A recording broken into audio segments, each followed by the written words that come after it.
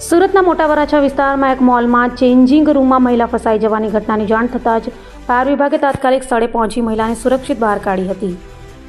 સુરતના મોટા વરાછા વિસ્તારમાં આવેલ એક મોલમાં કપડાં ચેન્જ કરવા ગયેલી મહિલા અચાનક ચેન્જિંગ રૂમમાં ફસાઈ ગઈ હતી. દરવાજો લોક થઈ જતાં મહિલા બહાર નીકળી શકી નહોતી, જેના કારણે ગભરાટનો માહોલ સર્જાયો હતો.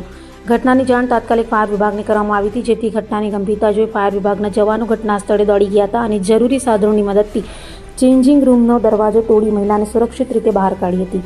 સદનસીબે ઘટનામાં કોઈ જાનહાનિ કે ઈજા થઈ નહોતી. ઘટનાને લઈ મોલમાં થોડા સમય માટે અફરાતફરીનો માહોલ સર્જાયો.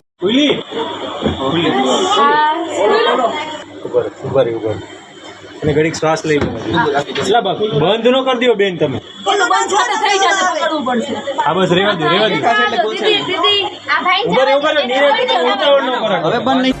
અભય થઈને નિષ્પક્ષતાથી નિરપેક્ષ રીતે વાસ્તવિકતાનો અરીસો રૂપી સચોટ માહિતી લાવતો સત્યની સાથે અભય ટાઈમ્સ.